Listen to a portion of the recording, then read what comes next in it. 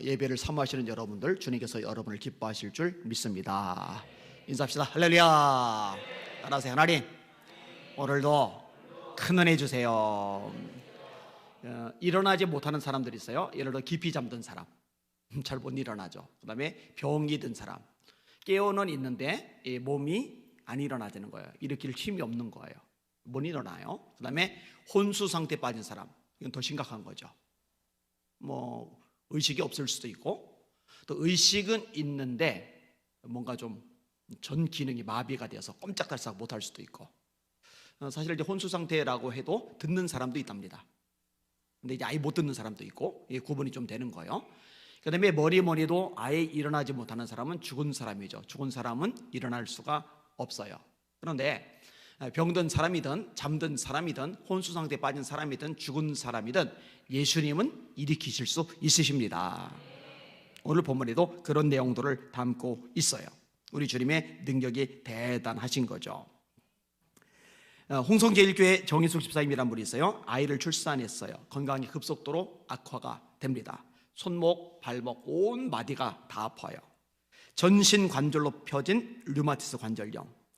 사실 뭐 다리만 관절염이 류마티스가 와도 힘들어 죽을 지경인데, 전신이 다 왔으니 얼마나 고통스럽고 힘들겠어요. 잠을 못 자요. 걸을 수가 없어요. 약을 써도 소용이 없어요. 이 몸이 조금씩 오그라드는데, 시간이 지나면서 완전히 몸이 이렇게 오그라들어 버린 거예요. 몸이 안 펴지는 거예요. 자, 이분이 아프다는 소식을 듣고 알고 지내던 사람들이 이렇게 병문안을 와요. 근데 병문안을 온 사람 중에 한 사람은 예수 믿는 사람이에요. 당신 그러지 말고 교회 가요. 하나님께 기도해요. 이거 병원 다녀봤잖아요. 좋은 약 다 써봤잖아요. 안 되잖아요. 근데 하나님은 창조주, 우리를 만드신 분이기 때문에 하나님 앞에 나가면 예배 드리면 하나님께서 그 오그라든 몸도 펴줄 수 있어요. 다른 때는 흘려들었는데 너무너무 절박하니까 이 전도하는 말이 마음에 와닿는 거예요. 이 쭈그러들인, 이 구부러진 이 몸만 펴질 수 있다면, 이 통증만 벗어날 수 있다면 뭘 못할까? 돈도 다 쓰는데 약, 병원에 이 교회를 가기 시작을 해요. 가는데 정말 열심히 갑니다. 새벽 예배도 가요, 철야 예배도 가요, 수요 예배도 가요, 주일 예배는 당연히 가죠. 모든 예배를 다 드리는 거예요. 쪼그라든 몸 가지고, 통증이 있는 몸을 가지고 질질 끌다시피 교회 가서 예배를 드리는 거예요. 그런데요, 어느 시점인가부터 가서 예배를 드리고 올 때 몸이 조금 펴진 것 같다, 또 예배를 드리고 올 때 오늘도 몸이 좀 펴진 것 같다, 오늘도 좀 펴진 것 같다, 이런 느낌이 자꾸 드는 거예요. 근데 예배를 드리는 날이 이제 쭉 지나가요. 한 달, 두 달, 세 달 쭉 지나가는데 진짜로 이전하고 비교해 보니까 몸이 펴진 거예요. 상당히 펴진 거예요.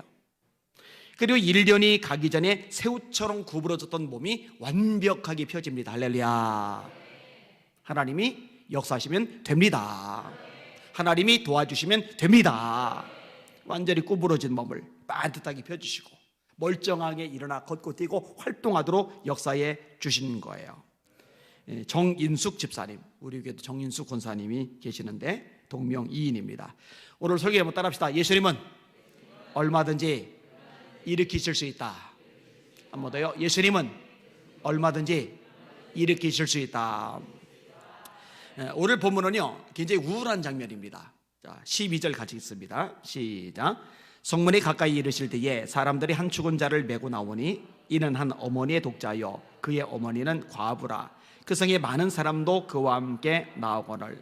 분위기가 안 좋아요. 첫 번째로 장례 행렬이기 때문에 돌잔치는 밝습니다.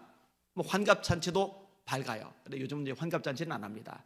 왜냐면은 만 60세에 오래 살았다고 잔치하면은 욕을 먹기 때문에 환갑은 건너뛰고 부부끼리 살짝 여행 갔다 오고 칠순을 좀 하는 경향이 있어요. 근데 요즘은 이 칠순도 오래 살았다 생각을 안 해요.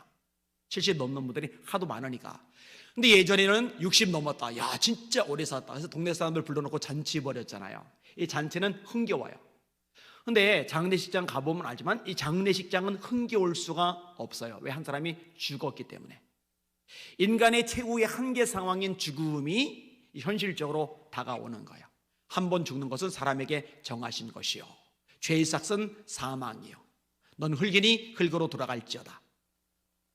선악을 알게 하는 시간은 먹지 말라. 먹으면 반드시 죽으리라. 이 죽음이 찾아온 거거든요.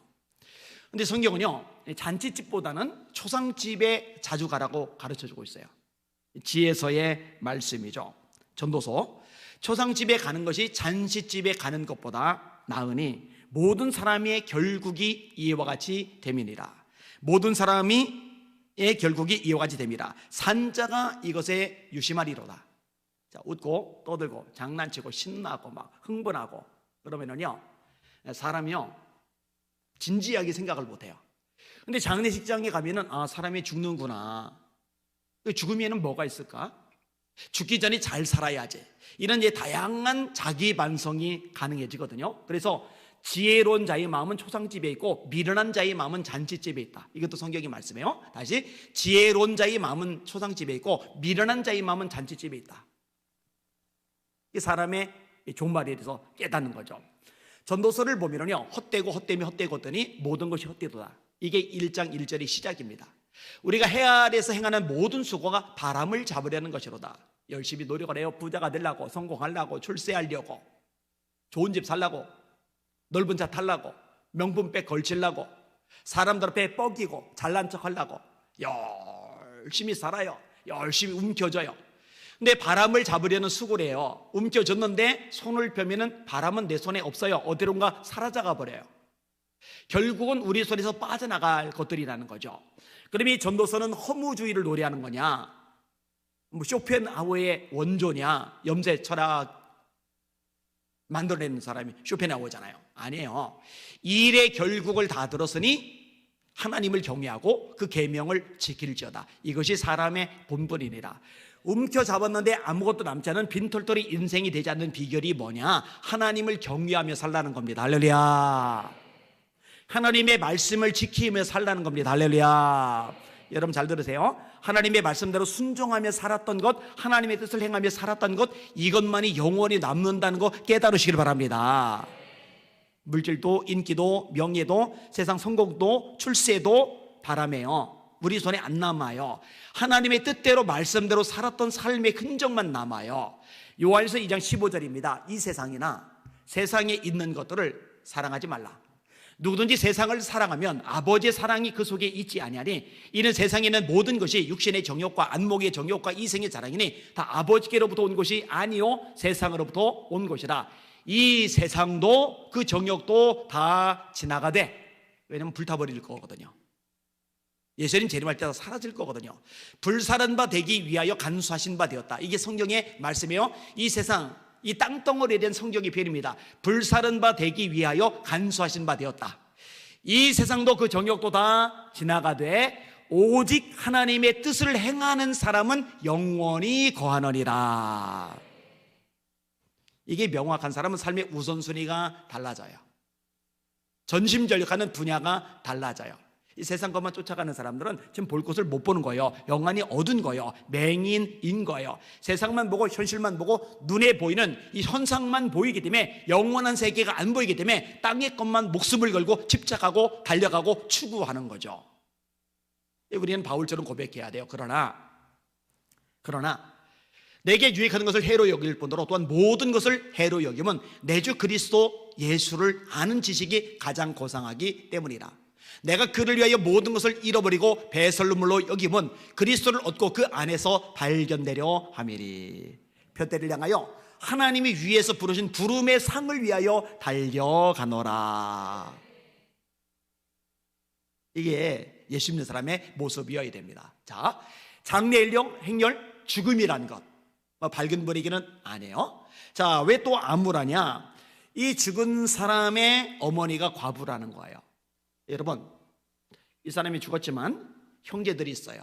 이 과부에게 자식들이 또 남아있는 거예요. 그러면은 슬프지만 그래도 의지하고 또 이야기도 주고받고 또 나중에 마음이 회복이 되면 함께 웃으면서 떠들기도 하고 음식도 먹고 할 수 있는 가족들이 있어요. 그런데 외아들이에요. 외아들. 게다가 과부란 얘기는 남편이 없어요. 여러분, 남편이 없는 여자 입장에서 외아들은 남편과도 같은 존재이고 자기 생에 자기 목숨보다도 소중한 존재입니다. 어쩔 수가 없어요. 그래서 다는 아니지만 혼자서 힘들게 오랜 세월에 걸쳐서 아들을 애지중지 키웠던 엄마들이 이 아들이 결혼하고 나면은 며느리를 못 견뎌해요. 며느리를 도둑 맞았다는 생각이, 빼앗겼다는 생각이 너무 강력해가지고 이게 많이 힘들어요. 그래서 이런 분들이 사실 은혜에 충만해져가지고 주님 한 분만으로 만족해져야 자유로워지지, 안 그러면은 이 아들에 대한 집착 때문에 아들과 며느리, 이 아들 부부의 관계도 깨트리는 역할을 시어머니가 종종 하기는 해요. 자, 아무튼 남편이 없어요. 아들은 유일하게 한 명뿐인데 하나뿐인 아들이 죽어버렸다. 이건 절망적이죠. 끔찍하죠. 근데요, 이게 다가 아니에요. 또 하나 요인이 있어요. 이 아들이 청년이에요. 청년. 자, 과부예요. 그리고 외아들 맞아요. 그런데 이 어머니가 한 85세 돼요. 아들이 60세쯤 돼요. 그러면 가슴앓이는 하겠지만 60세의 세상을 떠났으니까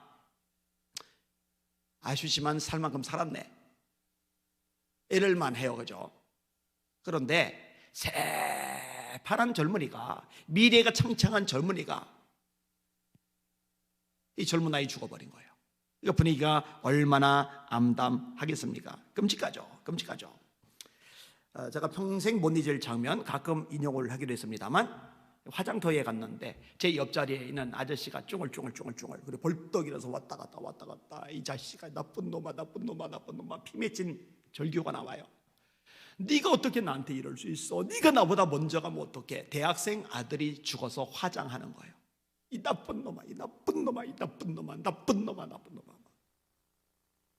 완전히 넋이 나가버렸어요.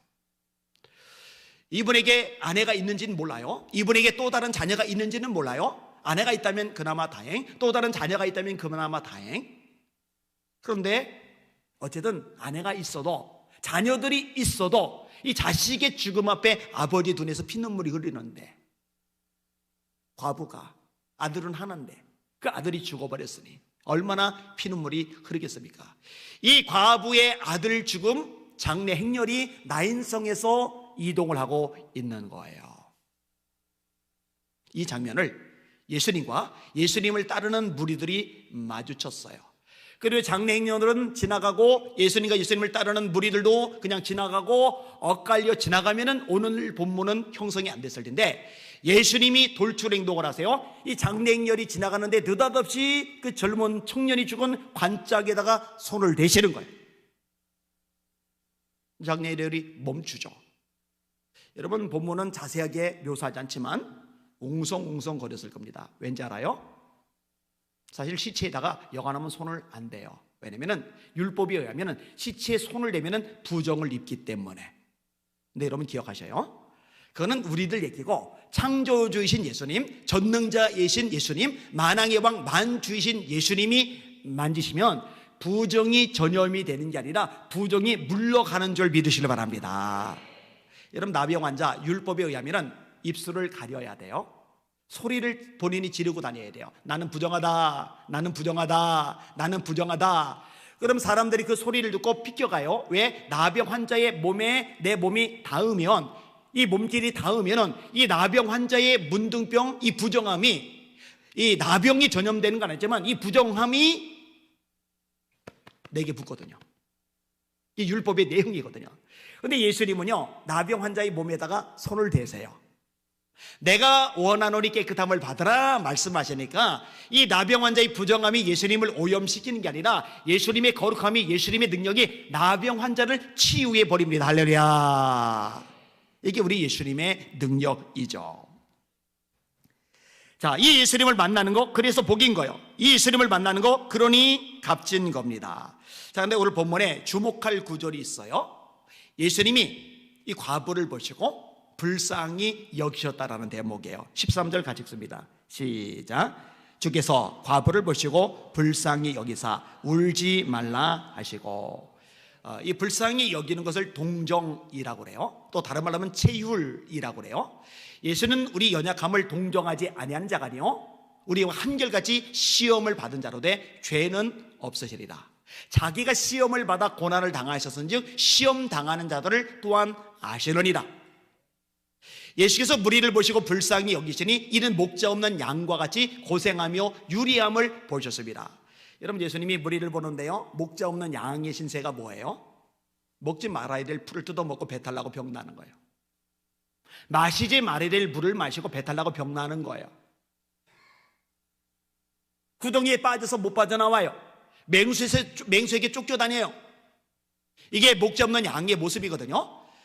너무 형편없는 거죠. 누가 봐도 눈살 찌푸릴 만큼 엉망진창인 삶인 거죠. 근데 이런 모습을 보면은 바리새인들은 에휴, 저 따위로 인생을 살아, 정죄를 해요.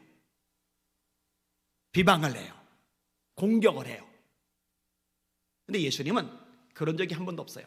세리든 창기든 죄인이든 세상에서 손가락질 당하는 나병 환자든 누구든지 간에 무리를 보시는 예수님의 마음은 명확합니다. 다시요, 예수께서 무리를 보시고 불쌍히 여기시니 이는 목자 없는 양과 같이 고생하며 유리함을 보셨습니다. 여러분, 제가 여러 번 반복하는 건 새겨 들으라고 그랬어요. 마음에 모처럼 박아 넣으라고 말씀을 드렸어요. 여러분의 눈에 못마땅한 인간들이 많은 거는 그들이 문제가 아니라 여러분의 심성이 문제고 여러분의 영적 상태가 문제고 여러분의 눈이 문제라는 거 깨달으시기를 주님의 이름으로 축원합니다. 왜냐면은 여러분이 바리새인이라는 증거거든요. 왜 안식일에 밀을 비벼 먹는 거야?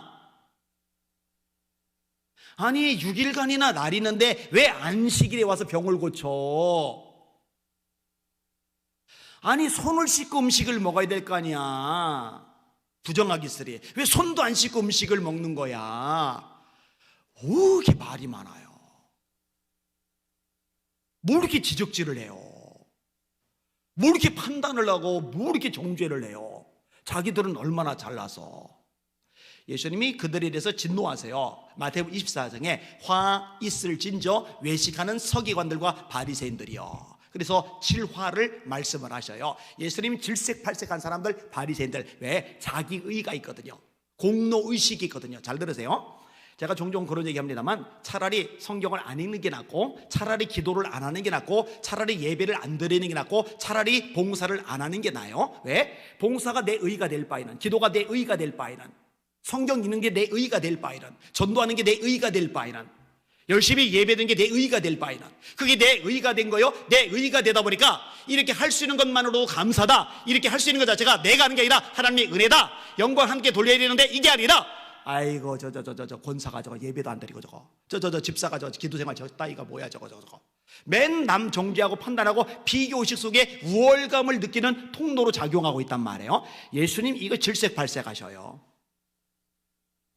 기도 많을수록, 말씀을 많이 할수록, 예배를 열심히 드릴수록, 봉사가 넘칠수록, 전도를 많이 할수록 따라합시다. 내가 한 것이 아니요 나와 함께 하신 하나님의 은혜로다. 이 고백이 나오시기를 주님의 이름으로 축원합니다. 예수님이 말씀하세요. 비유 속에 설명하세요. 바리새인이 성전에 들어가 기도를 합니다. 하나님, 저는요 토색, 불의, 간음을 하는 자들과 같지 아니하고 저 세리와도 같지 아니함을 감사합니다. 저는 소득의 11조를 드립니다. 일주일에 2번 금식 기도를 합니다. 세리는 이 바리새인하고 비교하면 비교가 안 돼요. 예배도 못 드려요. 기도 생활도 안 해요. 성경도 몰라요. 11조도 잘 못해요. 금식도 안 해요. 삶 자체도 부정해서 사람에게 손가락질을 당해요. 누가 봐도 바리새인이 이 세리보다 훨씬 믿음이 좋아요. 신앙이 성숙됐어요. 훌륭해요. 탁월해요. 위대해요. 훨씬 나아요. 존경할 만해요. 세리는 자기를 알아요. 그러니까 고개도 감히 못 들고 떨군 채 가슴을 두들기면서 하나님, 저는 죄인입니다. 저를 불쌍히 여겨주세요. 예수님의 결론은 세리가 바리새인보다 하나님께 의롭다 하심을 얻었다는 거예요.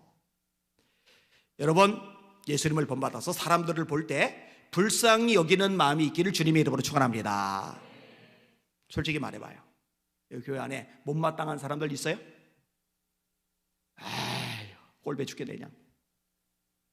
이런 사람이 많을수록 여러분의 영적 상태가 엉망인 거예요. 그거 꼴비하지 말고 불쌍히 여기실 수 있기를 주님의 이름으로 축원합니다. 자, 따라하세요. 서로 불쌍히 여기며. 성경 말씀이죠. 예수님이 마태복음 18장에 말씀하세요. 내가 너를 불쌍히 여긴 것 같이 너도 네 동료를 불쌍히 여기는 것이 마땅치 아니하냐. 서로 불쌍히 여기는 예수님의 마음이 여러분에게 있기를 주님의 이름으로 축원합니다. 저 교회 앞에 와서 맨날 피켓 들던 친구 지금 5일째 안 왔잖아요. 분노하지 마시고 열받아하지 마시고 불쌍히 여기세요. 얼마나 그 인생 불쌍합니까? 너무너무 불쌍하잖아요. 교회 안에서도 서로 불쌍히 여기시고 남편을 불쌍히 여기시고 아내를 불쌍히 여기세요. 자녀들을 불쌍히 여기세요. 세상에서는 동정하지 마, 나 불쌍하게 보지 마, 기분 나빠 이러지만 성경 말씀대로 우리는 따라가잖아요. 말씀은 뭐예요? 서로 불쌍히 여기며. 그리고 남편이 아내를 불쌍히 여기는 마음이 생기면은요 잘해주고 싶은 마음이 들어요. 여러분 그런 마음 안 들어요? 불쌍하면 잘해주고 싶어요. 불쌍하면 이거는 좋은 거예요. 참 좋은 겁니다. 예수님의 멋진 모습이시기도 하고요. 자, 과부를 불쌍히 여기신 예수님, 장래 행례를 멈춰 세우시고 말씀을 하셔요. 14절 있습니다. 시작. 가까이 가서 그 관에 손을 대시니 맨 자들이 서는지라. 예수께서 이르시되 청년아 내가 네게 말하노니 일어나라 하시매. 아멘. 아니 죽었는데 죽었으니까 관짝이 누워있죠. 여러분 멀쩡한 사람 관짝이 눕고 못 박아놓으면요 그 폐쇄 공포증 때문에요 숨이 막 막혀서 죽어 넘어갑니다. 진짜로요. 넋이 나갑니다. 제가 그 뇌 MRI를 얼마 전에 가서 찍었거든요. 그러면은요 이 귀에다가 귀마개를 하고 그 다음에 소리를 더 막기 위해서 여기다가 헤드폰 같은 거 뚝뚝 압박을 하고 그 다음에 손에 이 비상배를 딱 들고 통 속으로 쑥 들어가요. 그럼 그 안에 갇혀가지고 꼼짝달싹 못해요. 그럼 이 비상벨은 왜 줬느냐? 숨 막혀서 막 힘들 때 그걸 누르면은 중단하고 다시 이렇게 내보내요. 그런데 저는 이제 눈을 안 뜨고 눈 감고 그냥 기도를 해요. 그럼 뭐 누워서 기도를 하나 앉아서 기도를 하나 걸어 다니면서 기도를 하나 똑같으니까 괜찮아요. 또 삐삐삐삐 소리가 너무 시끄러워서 끝나고 나오면은 막 휘청휘청 잠시 하지만 기도를 할 수 있으니까 참 좋은 돼요. 이제 실컷 기도하다 보면은 3, 40분 쑥 지나가 버리니까 이게 참 전태는 좋은 것 같아요. 그런데 요거는요 이 바깥쪽은 열려 있어요. 그래서 그쪽으로 쭉 나갈 수가 있단 말이에요. 그 다음에 빛이 들어와요. 관 속은 빛이 안 들어줘. 자, 죽었으니까 의식이 없으니까 일어날 수가 없으니까 관짝 속에 들어가 있는 거죠. 그런데 예수님이 말씀하시는 거예요. 청년아 일어나라. 사람들이 그렇게 말했다면 아무 일도 일어나지 않았을 거예요. 장래 행렬 속에 비웃음이 났을 거예요. 아니면 분노한 사람들이 있을 거예요. 가슴 아파하는 이 과부 엄마의 피 맺힌 가슴에 네가 왜 못 지내? 뭔 짓이야? 왜 장례를 멈추고 미친 짓 하는 거야? 별의별 소리 다 들렸을 텐데 감사하게도 이것을 말씀하시는 분이 누구냐? 예수님이십니다. 예수님 누구시냐? 하나님이십니다. 요한복음 1장 1절 다 같이 시작. 태초에 말씀이 계시리라. 이 말씀이 하나님과 함께 계셨으니 이 말씀은 곧 하나님이시리라. 그가 태초에 하나님과 함께 계셨고 만물이 그로 말미암아 지은 바 되었으니 지으신 것이 하나라도 그거 없이는 된 것이 없느니라. 그 안에 생명이 있었으니 이 생명은 사람들의 빛이라. 빛이 어둠의 빛이 돼 어둠이 깨닫지 못하더라. 모든 만물을 창조하신 하나님이신 예수님이 일어나라 말씀하시니까 일어나 앉아버리는 거예요. 풍랑이는 바다를 향해서 잠잠하라. 잠잠해져요. 한편 손 마른 사람 안을 수도 만질 수도 일할 수도 없는 사람 보고 사람들 다 보는 앞에서 네 손을 내밀라 하시니까 손을 내밀어요. 요한복음 5장에 38년간이나 누워있던 중풍병자 보고 일어나 네 자리를 들고 일어나라 하시니까 자리 들고 일어나요. 예수님이니까 가능한 거예요. 죽은 지 나흘 돼서 썩어있는 나사로 보고 나사로야 나오라 그러니까 배를 동인 채로 나와요. 얼마 전에도 말했죠. 상상력을 저는 잘 동원을 한다고. 배를 동이면은 이렇게 옴짝달싹 못하는데 요 상태에서 일어날 때 고생 좀 했겠다. 강식 아니니까. 그리고 걸어 나올 때 장면도 상상을 해봤는데 다리까지 묶여있죠. 보통 묶어서. 그러면은 이렇게 조금씩 이러고 걸어 나오지 않았을까. 여러분들은 그런 생각 잘 안 하시나 봐요. 그죠? 저는 별의별 거 다 생각을 하는데. 엘리야에게 가까워잖아요. 무릎 사이에 머리 박고 기도하는 거 보니까 엘리야는 배가 안 나온 사람이다. 뭐 이런 식으로 이게 상상 동원해 보면은 이게 그림이 그려지나요? 저 같은 사람은 무릎 사이에 머리가 안 들어가거든요. 여기도 보니까 대다수가 무릎 사이에 머리 안 들어갈 분들이 있어요. 네. 자, 주님이 말씀하시면 되는 거예요. 여러분, 예수님이 백부장을 왜 칭찬하셨어요? 내 집에 오심을 감당하지 못하겠습니다. 뭐라고 그래요? 말씀만 하십시오. 말씀만 하십시오. 이걸 믿음으로 보신 거예요. 이걸 믿음으로. 제 밑에 종이 있는데요, 가라 하면 갑니다, 오라 하면 옵니다, 이것을 하라 하면 합니다. 이게 권위거든요. 이게 권세거든요. 백부장이니까, 장교니까 부하들에게 명령하면 그대로 돼요. 하물며 예수님, 당신이, 위에 하신 당신이 말씀하시면, 말씀만 하시면 죽어가던 내 하인 얼마든지 나올 수 있습니다. 말씀만 하시면 됩니다. 그러니까 이스라엘 중에서도 이만한 믿음은 만나보지 못하였노라. 놀랍게 여기셨다. 여러분, 이 믿음이 저에게, 여러분에게 있기를 주님의 이름으로 축원합니다. 제가 예전에 많이 기도하던 내용인데 한번 해보세요. 예수님, 말씀만 해주세요. 예수님, 말씀만 해주세요. 예수님이 말씀하시면 됩니다. 막힌 문, 예수님이 열려라 하면 열리는 거예요. 큰 산 넘어져라 하면 넘어져 버리는 거예요. 홍해 갈라져라 하시면 갈라져 버리는 거예요. 요단강 갈라져라 하면 갈라져 버리는 거예요. 원수마귀 물러가라 하면 물러가는 거예요. 가난 저주 질병 떠나가라 하면 떠나가는 거예요. 예수님, 한마디만 해주세요. 한 말씀만 해주세요. 주님이 말씀하시면 그대로 됩니다. 이 믿음이 여러분에게 있기를 주님의 이름으로 축원합니다. 이 믿음이 있어야 돼요. 예수님이 나인성 장례 행렬, 이 죽은 청년에게서 일어나라 말씀하시니까 청년이 일어나 버렸어요. 일어났어요. 반응이 뭐예요? 모든 사람이 두려워했다. 이 두려움은 공포가 아니에요. 도대체 이분이 어떤 분일까? 너무 엄청나서, 너무 대단해서, 너무 크고 너무 위대해서 느끼는 경외감, 그 두려움을 말하는 거죠. 이거는 이제 하나님의 역사와 기적을 많이 맛볼수록 우리 속에 깊이 자리를 잡게 돼요. 이런 두려움이 여러분에게 있기를 주님의 이름으로 축원합니다.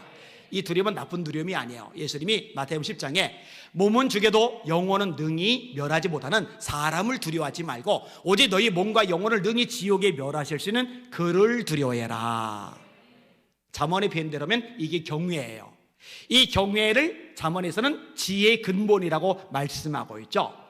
이 주님의 영광의 역사가 기적이 나타나니까 이 두려움이 임하는 거예요.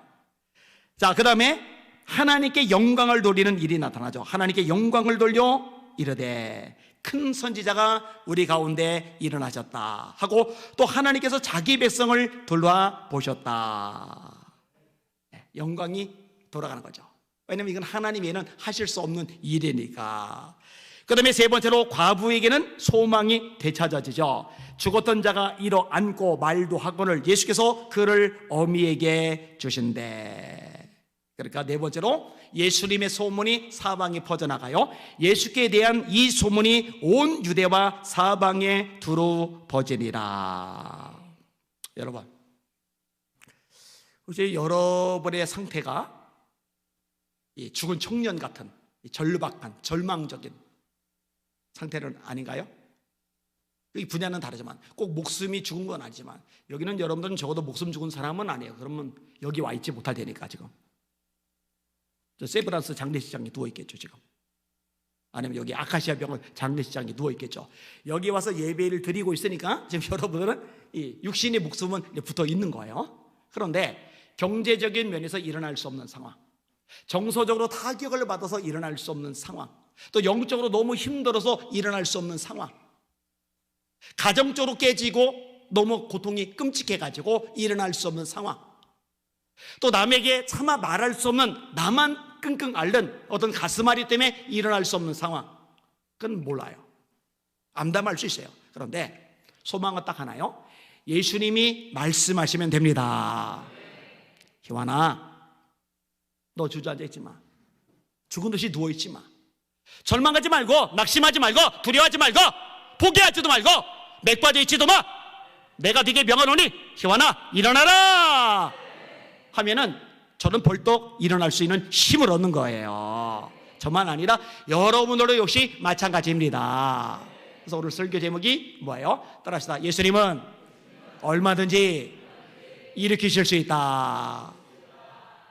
상황, 처지, 문제, 장애물, 이런저런 여건들 보고서 풀주고 있고 맥 빠져 있고 주저앉아 있지 마시고 주님께 매달려서 주님 한 말씀만 해주세요. 한 말씀만 해주세요. 주님이 말씀하시면 저는 일어납니다 고백하며 그 주님의 말씀을 들으시고 일어나 승리하시는 여러분들 되시기를 예수님의 이름으로 축원합니다. 축원합니다. 축원합니다.